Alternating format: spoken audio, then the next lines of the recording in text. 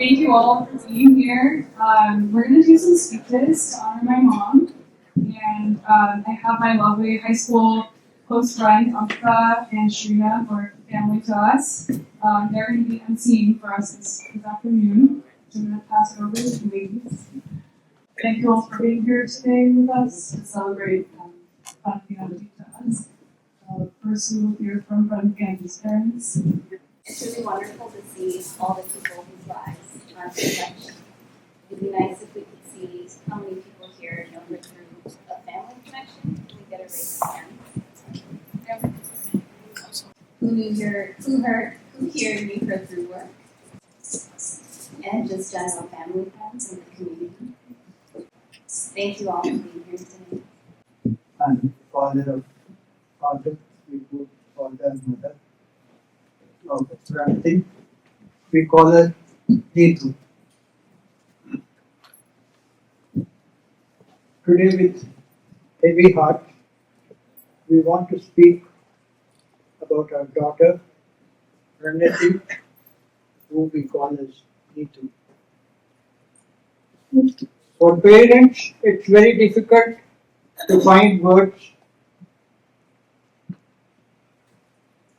but when we think about her life, mortal sorrow, what comes to our hearts is gratitude. Gratitude that she came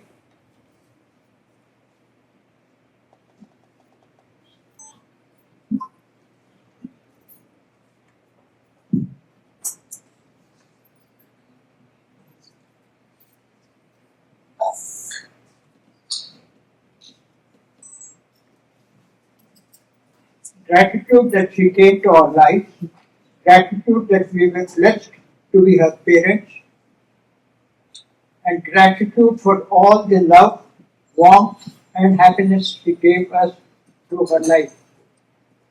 Our very first memory of her is simple, a bundle of joy in our hearts.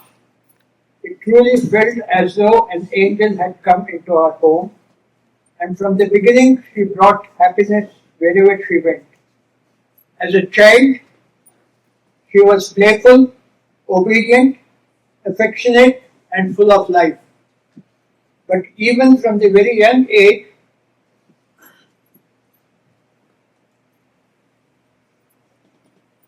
she was deeply sensitive and other people's pain. There are some small memories of Neetu that remain very alive in our hearts even today. When we were living in Nagar, I was posted in Nagar. There was an elderly man who would come there every day to our door asking for food. Before we could even respond, Neetu would immediately say, "Buddha Baba, Roko, Mama, Roti Lati." She was just a little girl then, but kindness came naturally to her. She always wanted to give away, wanted to help. That softness in her heart never changed. We remember another moment from our stay in Surajgarh, that was the desert area where I was posted. That day, we heard the terrible news of our Indian Prime Minister Rajiv Gandhi's assassination. She became deeply disturbed at night, frightened. "Mummy, Papa, could I come and sleep with you in the room?" Even today, when we think about it, we can still see that innocent little girl standing there. To the world, she never became very strong and courageous, but to us, she was always gentle child who wanted to feel safe beside her parents. As parents, she made us most proud, but not only that, she was good in studies or disciplined in her habits. It was her nature, her goodness, her compassion, her respect for people. She quietly cared for others without expecting anything in return. From her mother, she inherited courage, faith, godliness, and desire to do well in life. From the father, she inherited patience, discipline, neatness, and respect to elders. And somehow she carried all these qualities very naturally through her life.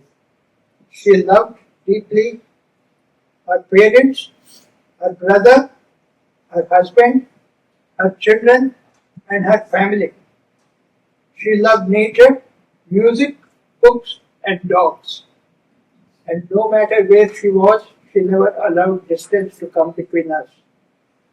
Every single day she stayed connected to us. Whenever she came to India, there was certain peace and happiness in the house just because she was there. Even during difficult times, she would speak warmly and make everyone around her to feel comfortable. As a daughter, she was affectionate, caring, and deeply attached to us. And slowly her whole, her whole world became her children. She wanted Shruti, Shriya, and Rishabh not only to succeed in studies but to become good human beings. She encouraged them to learn music, dance, swimming, and so many other things because she wanted them to grow into complete individuals. Her children were truly her pride and joy. Throughout her illness, she stood beside her with patience, strength, and love. He carried for her, he carried, he carried her quietly sorry, throughout her illness, Rukmikant stood beside her with patience, strength, and love. He carried for her, he cared for her quietly without ever making it about himself. And for that, we always remain grateful to Rukmikant. Neetu was also blessed with wonderful friends who stood by her through good and difficult times. Smita, Neeta, Anu, Deepak, Krupa, Navina, Parvati, and Shilpa became like family to her during these years. They brought food for her, took her to hospitals, picked her up, and dropped her back when she was unwell, sat beside her during difficult moments. One thing that touched us very deeply was when Smita spent hours creating healing garden for Neetu. These acts of love and friendship meant a lot to her, and they meant a lot to us too. Even today, honestly, we still do not understand how she handled 10 long years of illness with such courage. She rarely spoke about her pain. Even in her final days, she tried to make sure the people around her did not worry too much. And somehow, through all this, she continued to smile and make others feel at ease. As parents, watching your child go through pain is one of the hardest things in life can ask for. But she taught us something through the way she loved. She taught us courage, she taught us faith, and she taught us how to face difficult times without losing kindness. When we look at Shruti, Shriya, Rishabh today, we feel very proud of the life she built. And somehow, sometimes we feel maybe she had come into this world for a reason, for purpose. And after doing what she had to do, she felt she left peaceful. Neetu, we love you much, very much. You will always remain in our hearts and thoughts, and until we meet again, you will continue to live in our memories. Our prayers and in love that still surrounds the family because of you. Thank you.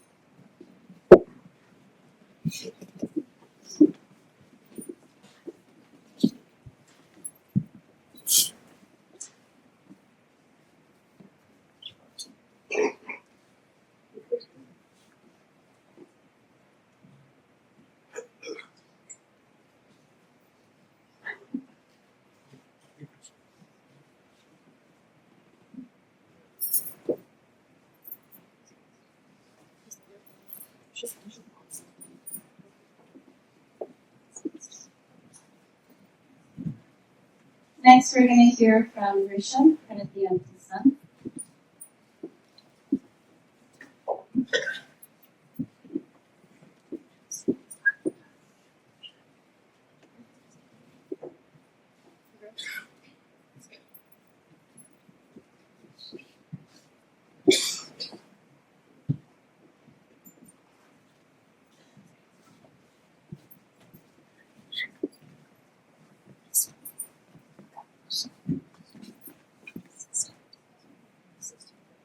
Hi everyone, my name is Rishabh.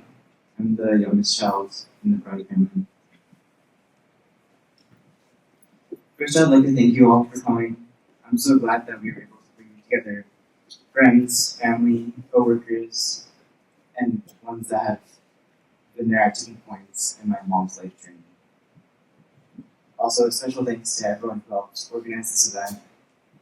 Pulling together all of our efforts collectively is the exact way my mom would want us to plan this event. So thank you all. There's no one speech that will be able to begin to describe how extraordinary my mom was. But from my perspective, she was the most important person in our household, and especially in my life. I'm currently in college, but before that, she would take me to school almost every day, make sure I made it to my other after-school activities, manage my health appointments, check my schoolwork, help me study for tests, and she was an awesome teacher, by the way, and so on. She did this for a stretch of time for not only me, but both of my older sisters. And she did this all with a full-time job as if she didn't already have one. However, what is most admirable to me is that after my mom was diagnosed with pancreatic cancer almost 10 years ago, this busy routine and her desire to see us succeed actually gave her strength instead of wearing her down. And my mom would even shield everyone from her hardships and pain so that we could focus on ourselves and our goals. But I feel like she would do this most for me because she didn't want my childhood to be in a reality where I would worry about how much time my mom had left. In the early years after my mom's diagnosis, I didn't fully comprehend what my mom was going through and the burden she was carrying behind the scenes. Her hospital checkups and her treatment cycles pretty much became a new norm for me. But looking back now, I realize just how much strength and courage she had to take care of all of us while enduring many cycles of treatment to keep her disease at bay. And if all that didn't already take enough energy, she also made sure to treat everyone with love. Like, when she knew someone was coming over to her house, she always went above and beyond and brought a surplus of snacks to the living room, sometimes even putting together an entire snack stand on the dining table. My mom would truly make everyone feel welcome, regardless of how close they were to her, and I think the vast number of people here today represents that. It's impossible to describe my mom's beautiful traits and valiant efforts in only a few words, but I hope that the collection of speeches today will be able to represent that. Thank you all again for coming.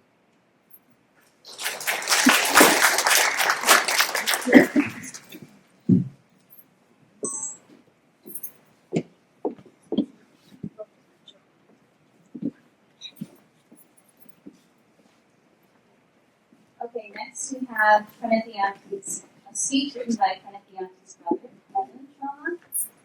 but the speech will be read by her cousins.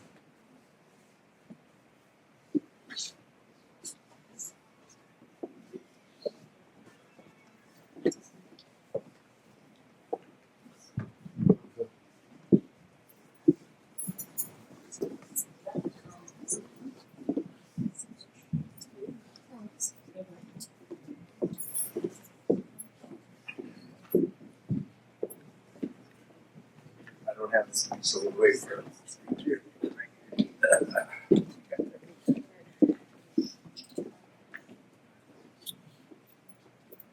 So,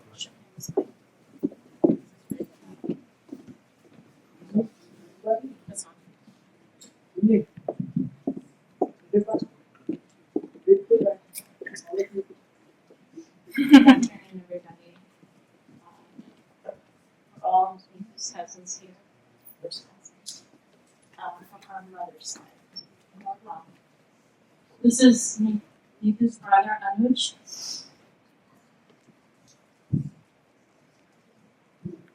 But all the cousins for Niku, please come up.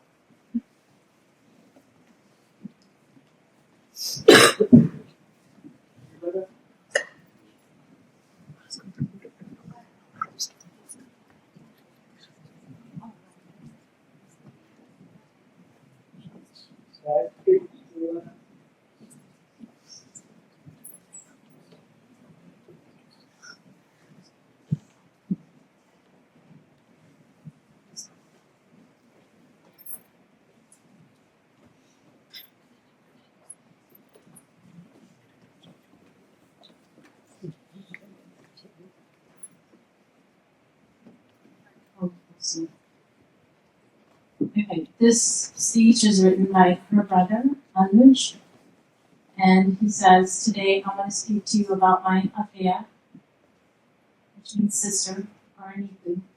Not really about her illness, not only about her last few years. I want to speak about her life, because her life was full of love, full of warmth, full of people. And honestly, when I think of her, I don't think first about hospitals or suffering. I think about childhood. I think about those long train journeys to Hyderabad that felt endless when we were children. 48 hours on a train somehow felt like an entire lifetime back then. The excitement, the noise, the anticipation, and then finally arriving at the station. They were military kids, so they traveled a lot with their mom and dad. My uncle was in the army. Back to Anuja's speech. Dadaya, our grandfather, would be standing there in white, calm, dignified, quietly waiting for us, and Mamaya beside him, which is mother's brothers. I don't know, just seeing them on the platform made everything feel right again, like we had reached somewhere safe. And even before we entered the house, we could smell the food from my mama's kitchen, the mustard seeds, the tamarind, the spices. To this day, the smell still means home to me. And then the real fun would begin. All our cousins together, traveling in the trailer of a jeep to the village, singing late into the night, swimming in the open well for hours together, having mango eating competitions. There was always noise, always laughter, always music. And somewhere in the middle of all of that was my Akea, his sister, Niku. That is where she lives in my mind even today, in laughter and music and family. When I think of childhood, honestly, I think of her. There's something else I realized much later in life. My name Anuj in Sanskrit means younger brother, and perhaps that is who I came into this world to be, her younger brother. Because so much of my understanding of family, love, and belonging is tied to her. She protected me, she shaped me, she loved me completely. And being her younger brother will always remain one of the greatest blessings of my life. And as we grew older, I began to understand how deeply proud she was of Mommy and Papa. She loved the discipline, dignity, sense of honor that came with Army life. She admired Papa immensely, not just as an Army officer, but as honestly the perfect gentleman. And from Mommy, she inherited the warmth, kindness, and ability to make everyone around her feel cared for. So much of who she became from both of them and what she became was truly special. As a little girl, whenever someone asked her what she wanted to become when she grew up, she always gave the same answer, I want to be a mom. Not a doctor, not a teacher, not anything else. I want to be a mom. And what a wonderful mother she became. And one thing that always stood out about Akea, which means sister, was how proud she was of her children. And any conversation with her would come back to the kids. Mine, her own, Shukishri Arisha, their studies, their music, their achievements. This kind of human being. And the kind of human beings they were becoming. You could see how much joy it gave her to watch them grow. And I think more than anything else in life, being their mother made her truly happy.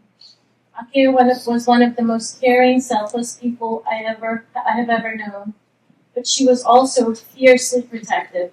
I know that personally. When I was 5, and we were living in Ambala, which is north of India, I fell into a pond and she started drowning. Akea was only 7. Even now, when I think about it, 7 years old. And somehow, with all her strength, she had pulled me out. I genuinely believe she saved my life that day. That was who she was. And then there was moments only siblings really understand. When I came back from hostel, I lived in boarding school, she would ask me to say hi, just so she could check whether my voice had broken yet. Or the image of her standing there waving a racket at me angrily and shouting, Anuj, come here now, I want to hit you. It's kind of a fun way she's saying it. I'm tired of chasing you now, just get closer to me, is basically what she said. Even now, I can still hear her saying it, and somehow, thinking about it still makes me smile. That was the gift she gave all of us, warmth, life, laughter, and music. We spent countless hours listening to music together. Music was part of her soul, and so was faith. Her faith in Shirdi Sai Baba gave her enormous strength, especially during the hardest years of her life. After her diagnosis, she would often say, I'm taking it one day at a time. At first, I thought she was simply trying to stay positive, but over time, I realized she had understood something very deep about life. Life is not lived all at once. It's lived one day at a time, one act of courage at a time, one act of love at a time. And honestly, nobody lived that truth better than she did. Cancer didn't define her. If anything, it revealed more clearly who she truly was. Not loud, not someone seeking attention, but a quiet force, a force of love, a force of protection. Even during the hardest years of her life, her family remained the center of everything. Her love remained all at the center of everything. And Bhavya, which means Rukmini, the love and care you gave her through every stage of this journey was extraordinary. And during the long afternoon conversation we had just before she passed, she spoke so much about you. She said that around you she felt normal. That you never made her feel defined by the disease. She also said that this 10-year fight, you stood beside her like a rock, and this journey would not have been possible without you. I just want you to know how deeply she valued your love and support. Akea, thank you. Thank you for being my sister. Thank you for protecting me. Thank you for loving all of us so completely. And Akea left as Papa said something that has stayed with me very deeply. He said, She did what she had come into the world to do, and when I think about her life, I know exactly what he meant. She loved deeply, she raised a beautiful family, she gave far more than she ever took, and that is a life beautifully lived. We will miss her for the rest of our lives. We also carry with us for the rest of our lives, in our music, in our memories, in our family, in the way we love one another. She was deeply loved, and she always will be. Anuj.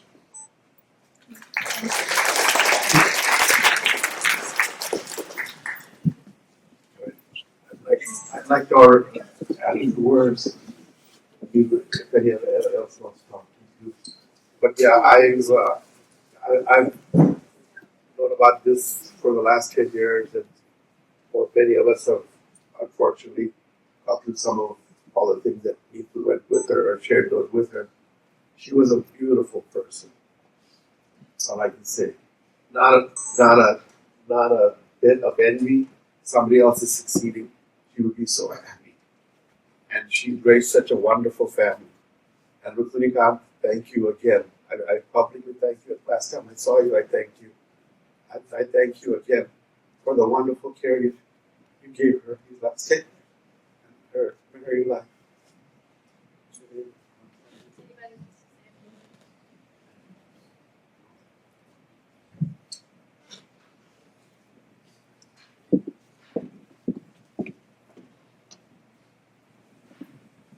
We're going to take a 5-minute break. Everyone can grab snack, drinks, stretch their legs, and then we will Could continue. everyone please return to your seats? Next, we will be hearing from Shruti.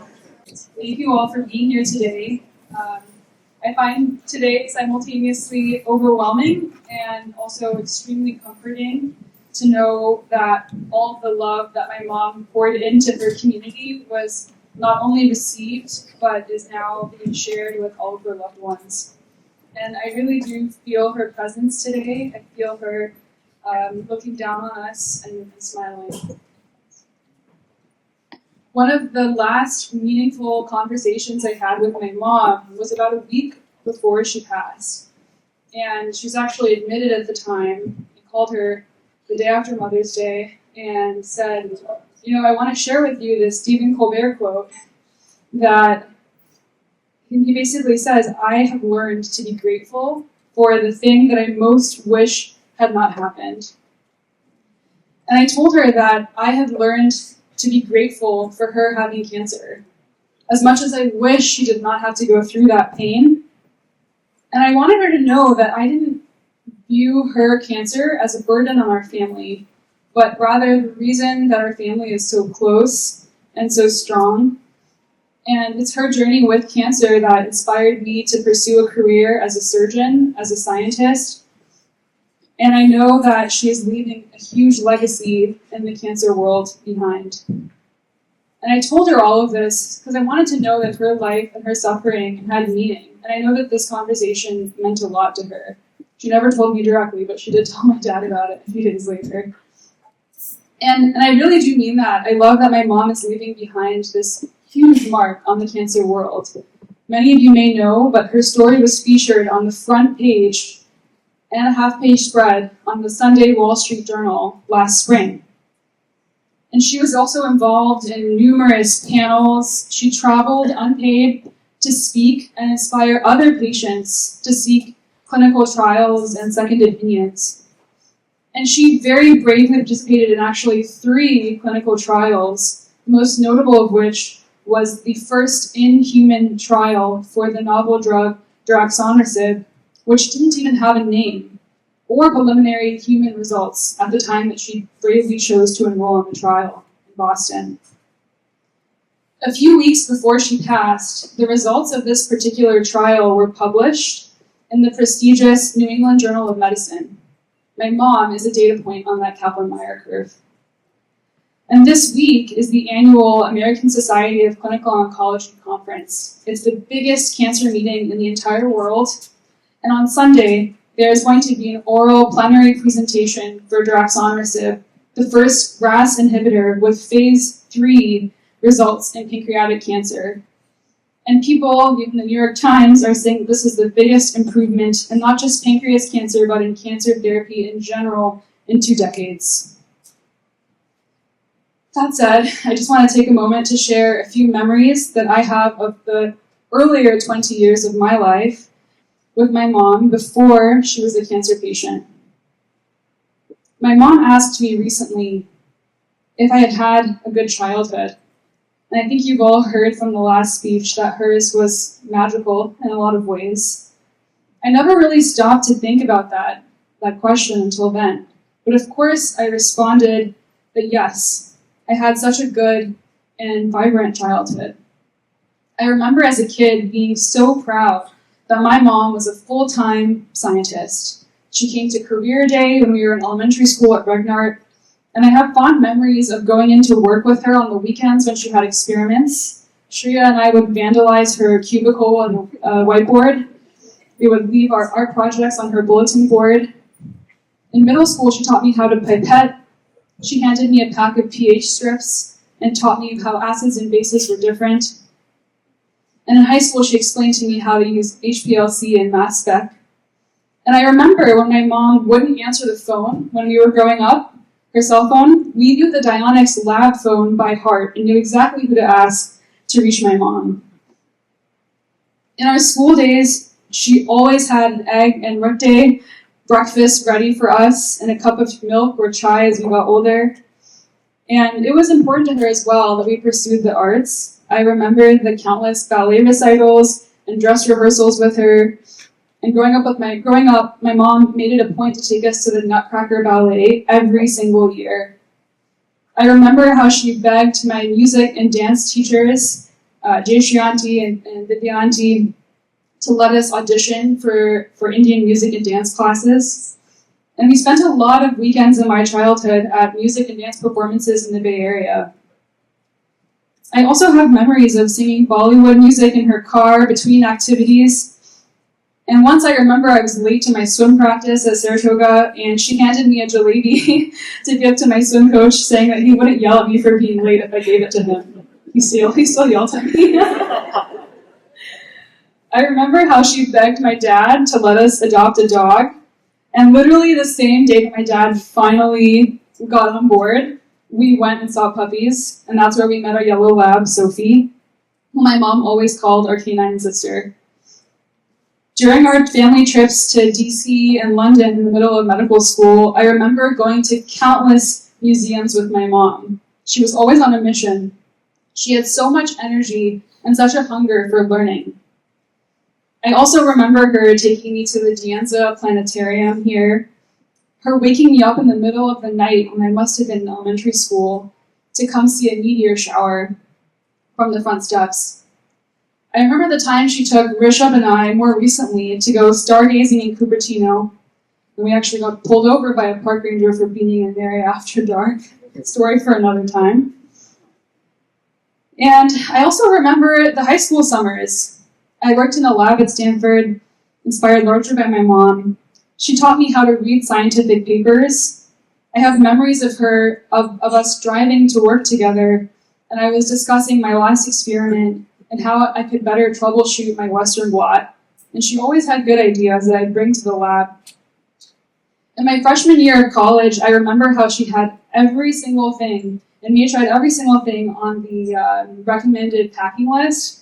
And there was also a list of optional items, and she made sure that I had every single one of those as well. So everyone knew to come to me in college if they needed something.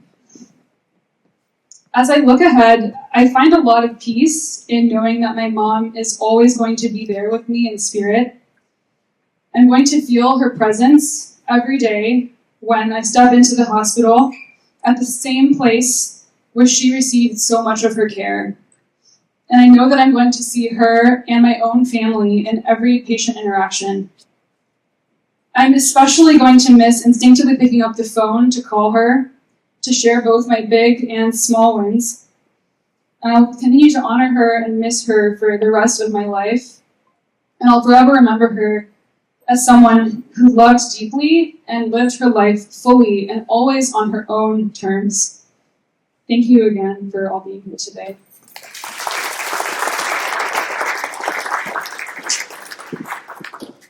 Next, we're going to hear from Shreya and then the auntie from her father. I'll start by reading a card that I wrote just for my mom's eyes, but thought that it captured some qualities I'd like to share with you all.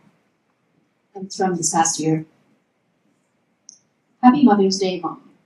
I think some people might say that their favorite quality of yours is how kind, compassionate, and sweet you are. But what I love most about you is your fiery spirit. It comes out when you're roasting Dad, or like that time in college when I decided to be vegan, and you said, absolutely not, and fed me lamb anyways. Or when you dared to tell the world your story about the drug that would revolutionize pancreatic cancer care. I am so lucky to have the strongest mom, and it is not because of cancer, but rather in spite of it. It is not fair that you have had to live with this disease, but you've looked cancer straight in the eye and dared to dream big for this family anyways. I hope when I grow up, I grow into half of the extraordinary force of a woman that you are. Love you very much and see you soon, Shreya. And I incorporated a quote from Maya Angelou, which says, to describe my mother would be to write about a hurricane in its perfect power. A few thoughts about my mom, not in any specific order.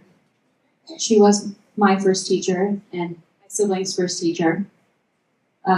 She taught me many things. Science is something that comes to mind. When we were younger, as my sister said, we would spend a lot of time, I don't know if this is allowed, sorry colleagues, in her lab, to be honest. Sometimes after hours, we'd sit there on the lab bench watching her do experiments. We would vandalize her cubicle, as Aka said.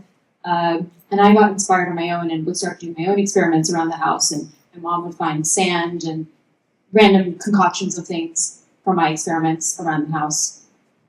I was a very curious child and would pester my mom with questions. I always wanted to know why things were the way that they were. It wasn't enough that things were just the way they were. I needed to know exactly how. And I would continue to ask questions until I got the answer that I was satisfied with. And she would always be patient about explaining every single answer to me. And if she didn't know, she would always say, let's look it up together. We'd even read science textbooks together. And I would ask her again and again when I didn't understand something, and she would patiently take the time to explain it. Another interest that she fostered in me is a love for literature and writing.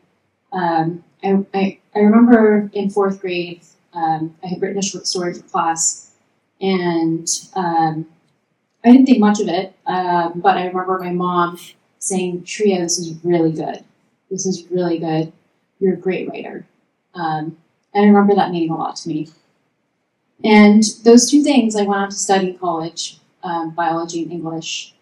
And during my senior year of college, I wrote a thesis on contemporary narratives of cancer, different women sharing their stories. And one of the things that I had read in those narratives was some of these writers were writing against some of this language that we usually use for cancer. There's usually warlike language. This person fought. There was a battle. They were a survivor.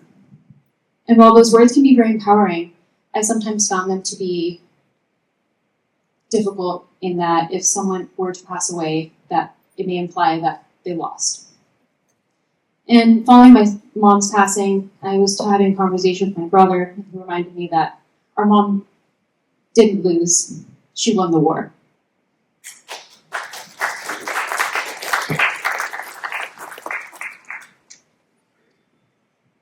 Before I close, I want to say a few things. My mom cared deeply about others, as my siblings have mentioned. She saw the best in people. She was deeply forgiving.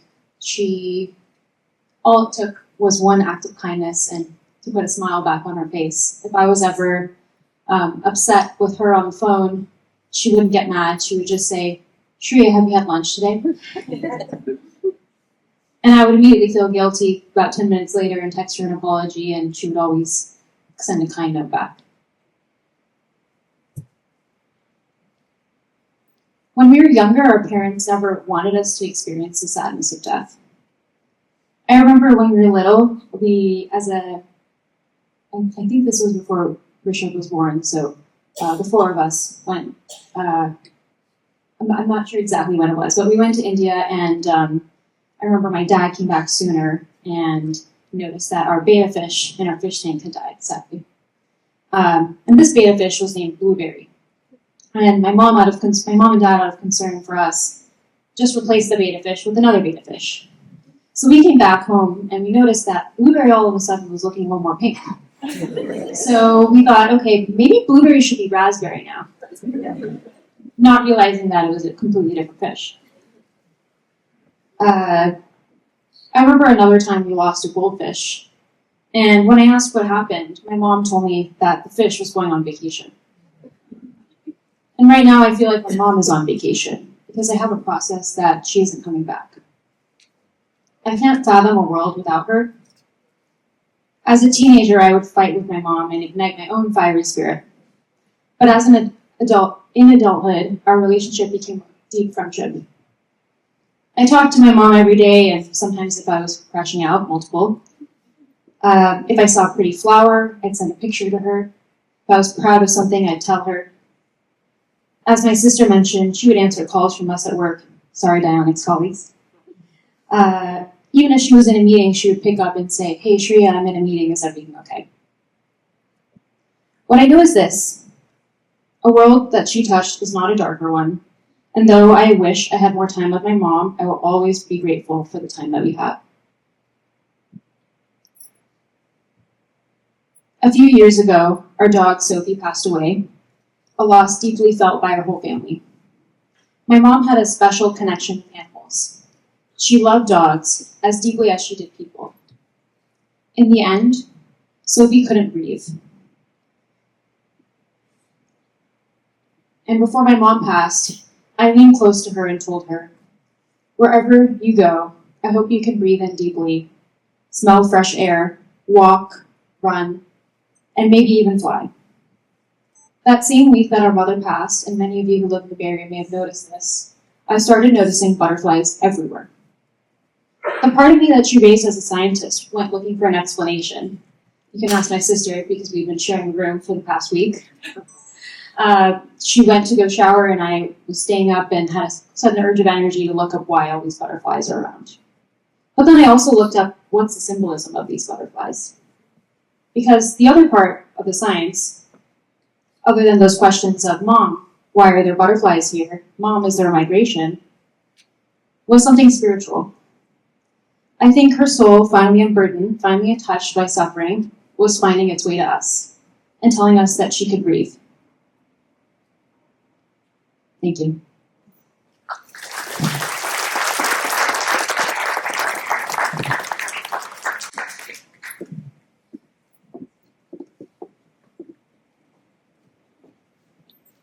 And last, we have our chaos points, Pranathi Reddy's husband.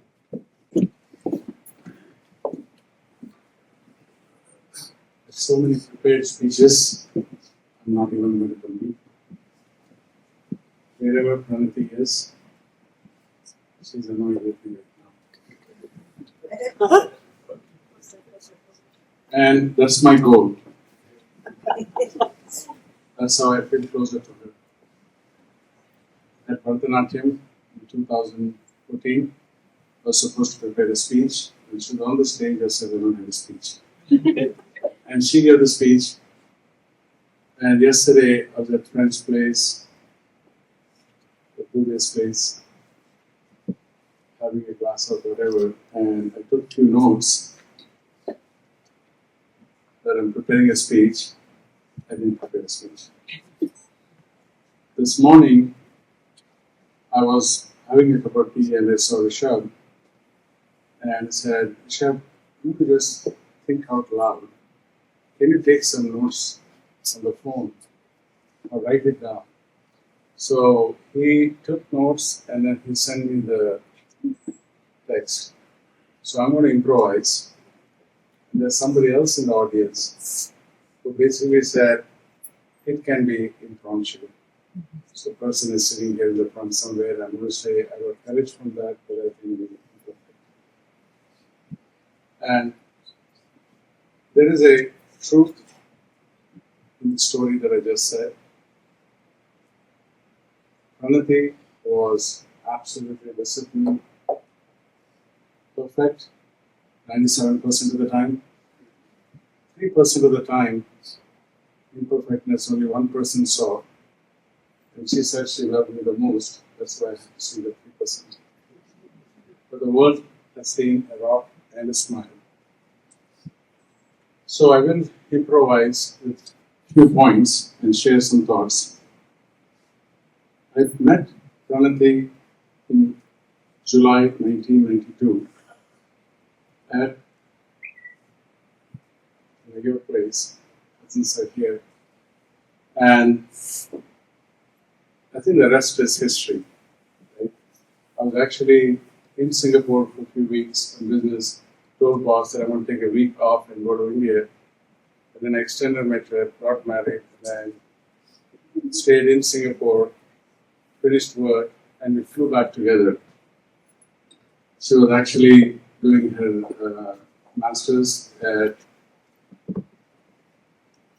Ravi Shankar University in Madhya Pradesh. She had come for vacation after the first year, and she never went back. I don't feel bad about that. But she did complete her master's from San Jose State University in molecular and cell biology in '96, and you were there for her graduation. I want everybody to take 10 seconds for two people and describe this.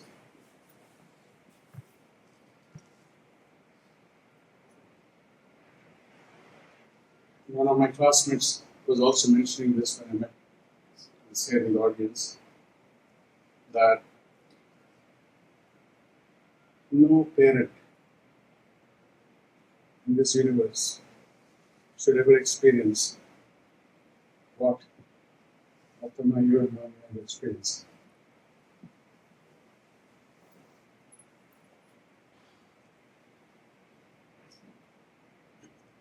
She's not here. I don't have words to say what happened to the precious gift that you're given me. I don't have words. And I don't have apologies because I don't know what happened. But she is in my heart. If anybody truly wants to see her, she's in my heart.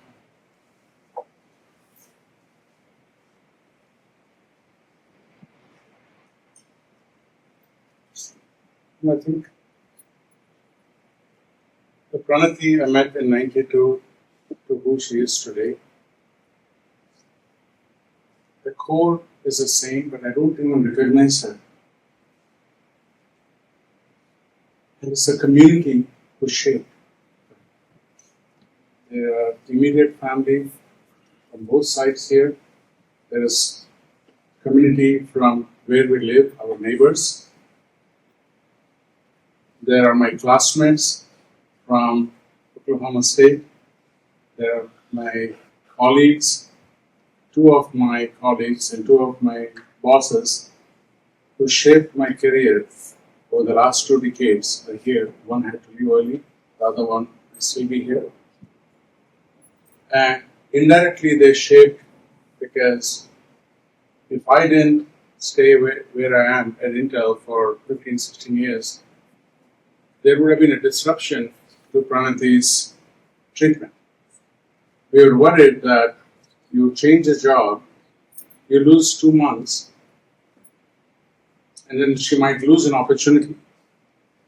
So indirectly, those people also helped us at Pranathi. So I want to acknowledge that. It's a community, and it's our classmates from San Jose State, it's our relatives from, there are probably 15 states who are representing here today, if not more, across the country. And one of the most celebrated Scoutmaster is here in the audience, Mr. Snyder, who mentored Rishabh from K to 12. And he is influenced. I think the seed is planted, it's a beginning, because he's blessed with grace from this community.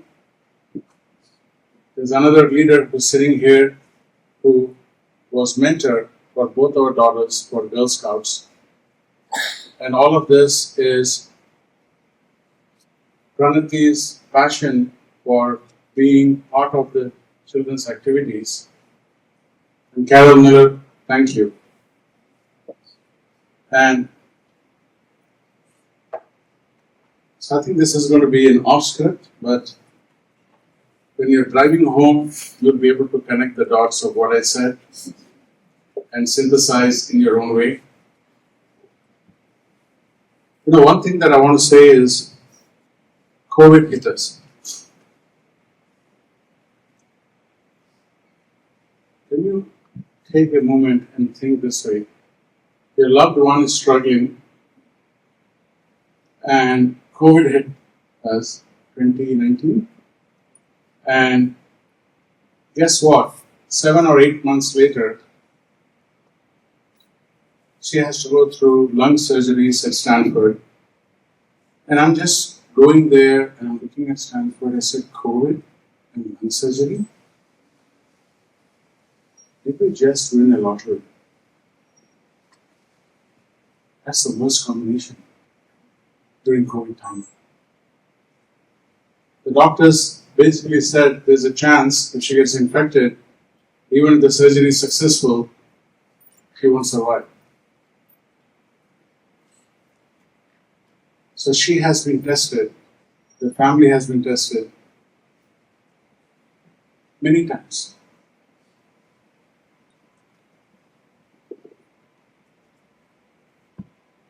I would say the number is 15 hospitals in the country, top hospitals in US. I would say any of the top countries, including this country, any VVIPs who get the similar situation as Pranathi, those hospitals are part of these 15 hospitals. And it's a guarantee for me. They're the best of the best in the country.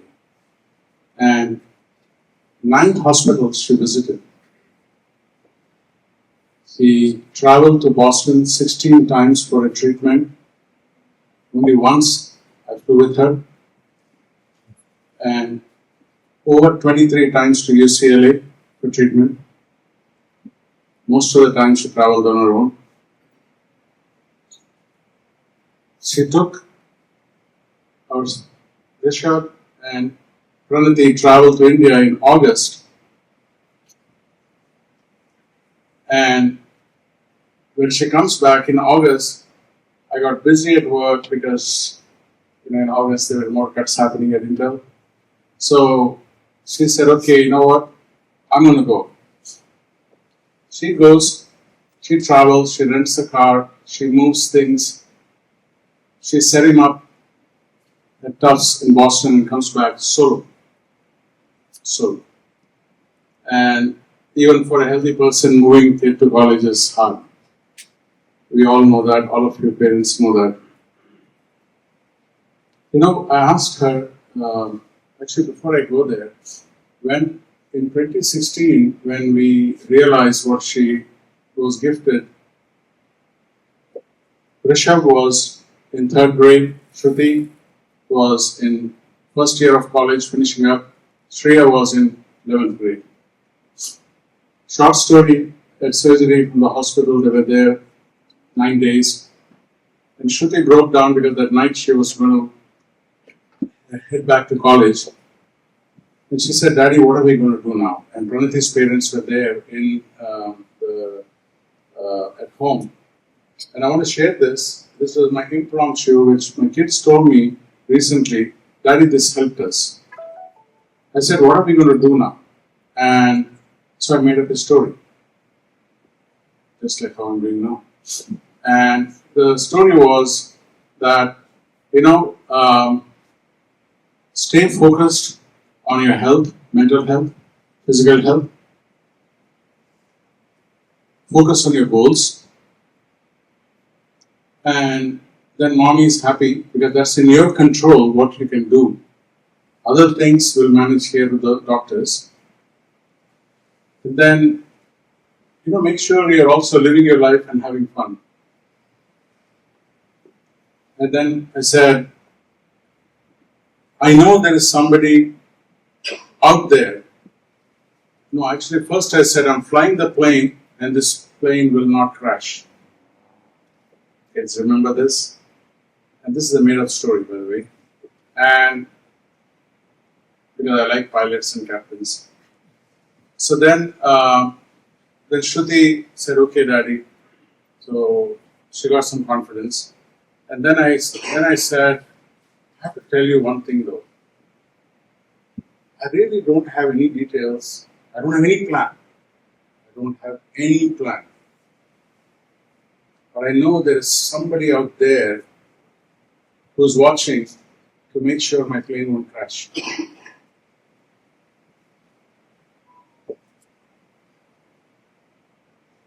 So I won't just conclude because I overshot my time.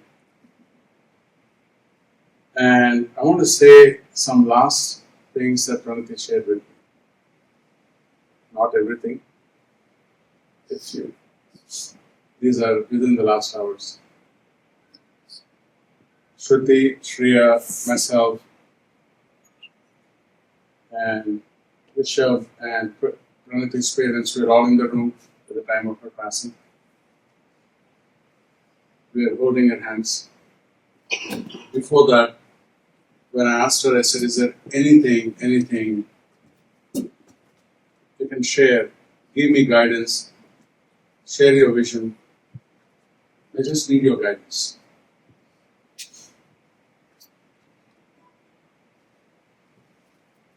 I'm going to say it. She said, keep my ego in check.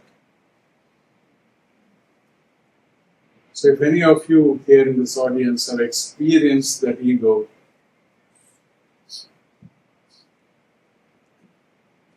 remember that I will be more conscious about it. Those were her last words. And then she said the exact words. When I said, should we call some family where you can speak to them?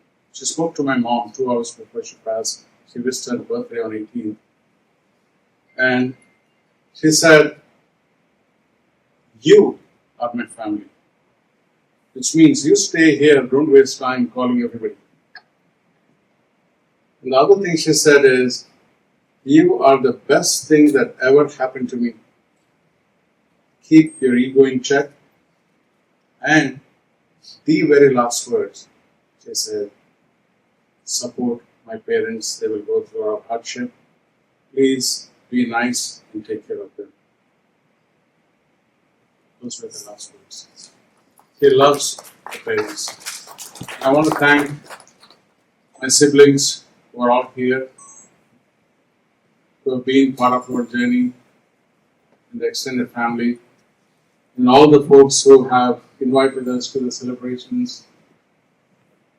I really appreciate it. I think she always liked fun celebrations.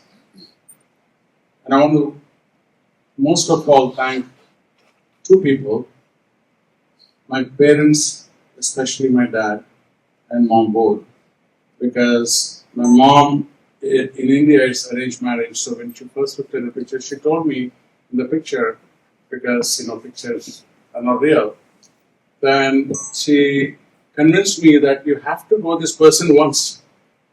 That's Pranathi. And then I said, okay, I'll go. And then I went to, where is Satish? Satish is here, there. At their house in Hyderabad, I met Pranathi for the first time, their house, right? And what's interesting is somebody approached my dad and brought this proposal And then he immediately said yes. So my parents made the decision for me. So I'm so grateful because I don't know what decision I would have made. I got the most precious gift for the rest of my life. She'll always be in my heart. I told her that my courage is going to triple from now on. So now it's time for me to stop being lazy and do real work. Please give me blessings for my wishes. Bless the children. Thank you for all being here and everybody who made in the. I looked at my watch in 22 minutes from the door, from the time the door opened. The whole crew here, I can't even list, they got everything ready. I did zero for all of this. 100% has been done by the team here. The start to list will take another 20 minutes. I overshot. I'll hear about it later. But thank you, everybody. Bye.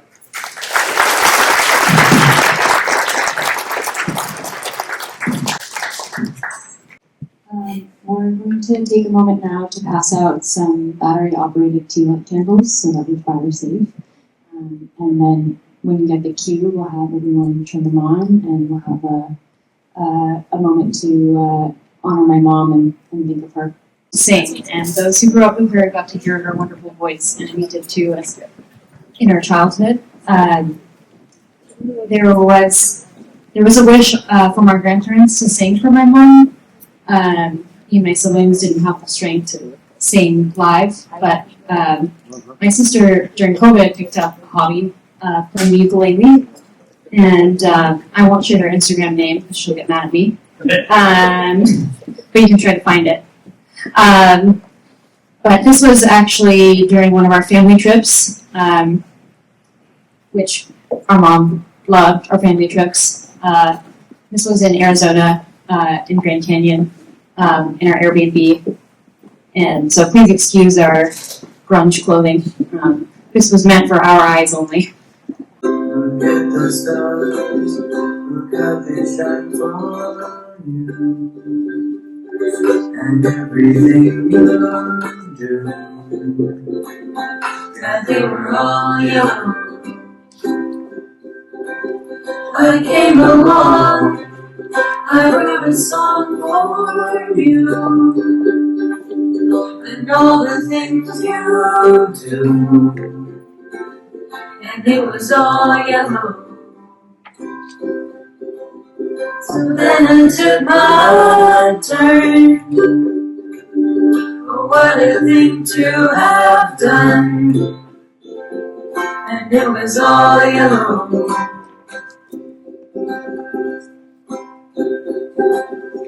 Your skin, oh yeah, your skin and bones, turn it into something beautiful.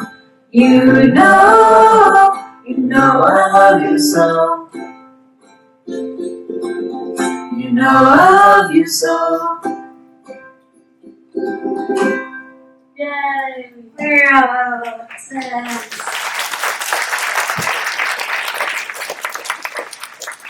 Alright, so we want to do our tea lighting now. So everyone, you can slowly turn on your tea light candles in honor of my mom. This was actually a photo that the Wall Street Journal took of her last year to honor her. So thank you all again for being here. I know she's smiling down on us right now. Try through the cloudy mountainsides, when the stars whatever feelings you have in life. When the enemy won, walks us again to fight. What is this to me in rain? And if I never feel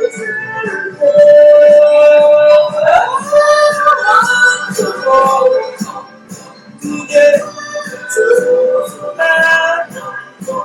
It's a circle, so stick a finger to the hole.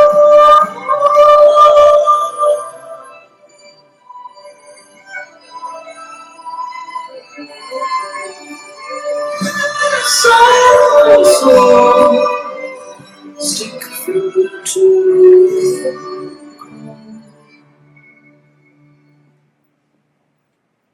100 eyes, very many smiles, never dark. From the city of the camel's side, now the elevator ride, bring us under the night. What is this feeling in the rain? What if I never be again?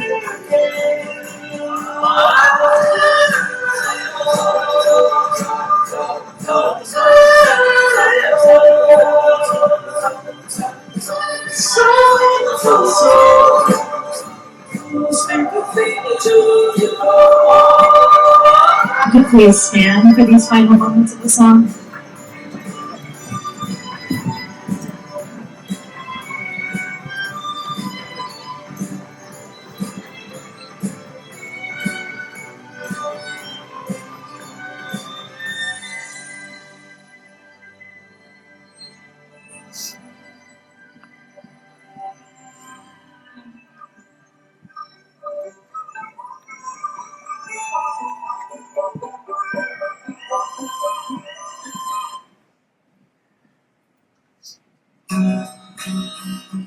Thank you all again. If we haven't had a chance to say hi, please do come and speak with us.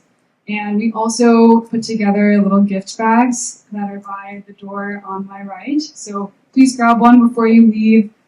Leave a memory in the memory box station if there's something you wanted to tell us or didn't have a chance to or rather put to writing. And certainly if you haven't eaten anything, please grab a bite to eat. And I think there's some dessert as well. Thank you again for all being here. I know it means a lot to my mom. You can leave your candles at the table.